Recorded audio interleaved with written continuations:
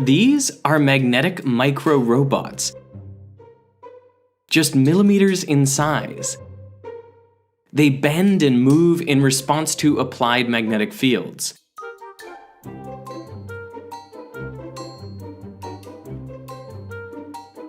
And with these magnetic fields controlled by a gaming controller, the micro-robots can be driven carefully and precisely. They can turn by changing the direction of the magnetic field, roll in a rotating field, and even grasp and jump. It often feels like you're playing a video game. In some previous work I did as a demonstration, I was pushing blocks of material around and using a microbot like a bulldozer. And the demonstration I did was playing Tetris.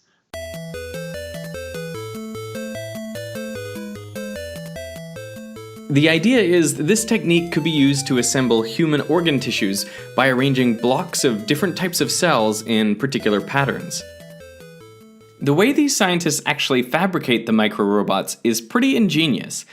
Tiny rare earth magnets are magnetized in a strong magnetic field.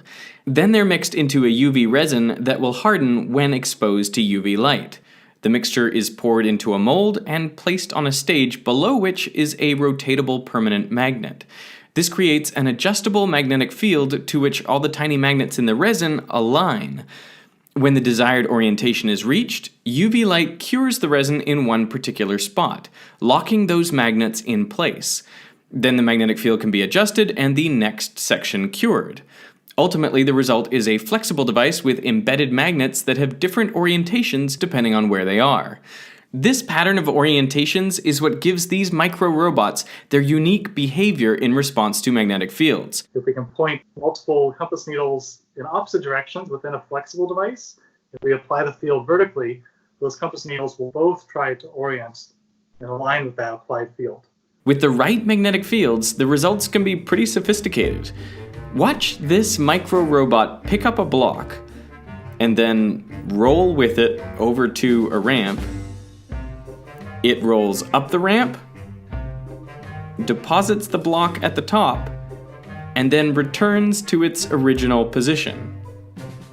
The idea is that devices like this could be used in medical applications.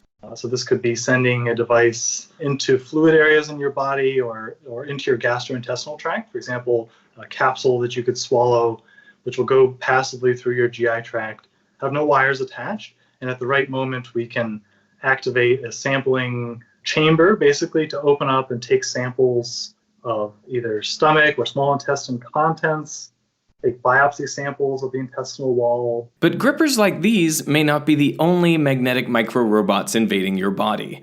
A different research group has pioneered these even smaller peanut-shaped magnetic particles, and under the right magnetic field conditions, they form swarms. The swarm can take on different configurations: the vortex, where many particles travel together like a school of fish, the chain, where particles line up and travel single file, and the ribbon, where motion is perpendicular to the line of particles. One potential application of micro-robotic swarms is drug delivery. Each magnetic particle could carry a small amount of drug and be guided toward the intended drug delivery site. So to make a swarm useful for potential biomedical application, you'd like to keep the swarm aggregated. You probably will not be able to see single micrometer sized particles, but you could see the entire swarm. So you'd like to keep it aggregated so you can move it and keep track. But then going through tight environments, for example, going through blood vessels, if your swarm, the overall swarm size is bigger than the blood vessel, then it doesn't fit. So you need to line them up and squeeze through. So that's the motivation for being able to control the shape of the swarm. And who knows, one day you might have swarms of magnetic micro-robots cleaning your teeth. Another group of researchers has used tiny magnetic robots to clear biofilms. Those are communities of bacteria and the protective sugar polymers around them. They typically build up on medical devices, the insides of pipes, and on teeth. Can I ask, does this idea of magnetic control of micro-robots, does it supplant previous concepts? Like, I'm trying to conceptualize this in terms of like, sci-fi futures with nanobots where I imagine, we imagine these things as really self-contained and, powering themselves around the body and that sort of stuff. Yeah, great question. So the advantage of magnetic fields is that it's a very scalable technique. So we can make magnetic microbots that are single cell size, and we can make them that are centimeters in size, and the principles behave similarly. It pulls off a lot of the functionality to off-board magnetic coils. We can have a big computer sitting there and power supply. So a lot of the hard aspects of driving a robot we can do as traditional size. We can have a big computer, we can have medical imaging hooked up and do all of these things off-board.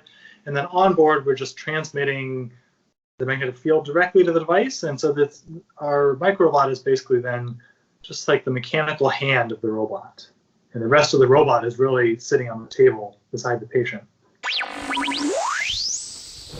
Hey, this episode of Veritasium is supported by viewers like you on Patreon and by Audible. There's no better place to listen. Listening makes us smarter, more connected people. And there's no better time to start listening than right now with a 30-day trial and your first audiobook plus 2 Audible originals free when you go to audible.com/Veritasium or text Veritasium, that's Veritasium, to 500-500. Now, if you're looking for something good to listen to, might I recommend How to Change Your Mind, What the New Science of Psychedelics Teaches Us About Consciousness, Dying, Addiction, Depression, and Transcendence by Michael Pollan. This is a fascinating book, and it's narrated by the author himself. I'm actually listening to it at the moment, and he may be changing my mind about the very nature of consciousness. What I find so incredible is how recent this scientific field is and what it's revealing about how all of our brains work. Now, when I'm listening to books like this, I actually look forward to getting stuck in traffic. I find it reduces my stress levels because I'm learning something rather than just wasting time in the car. Now, the way it works with Audible is that as a member, you can choose 3 titles each month, 1 audiobook and 2 Audible originals that you can't hear anywhere else. And if you don't like a book, you can exchange it, no questions asked. And the books you get are yours to keep. You can go back and re-listen anytime, even if you cancel your membership. Just go to audible.com/Veritasium or text Veritasium to 500-500 and browse their unmatched selection of audio content. So I want to thank Audible for supporting me, and I want to thank you for watching.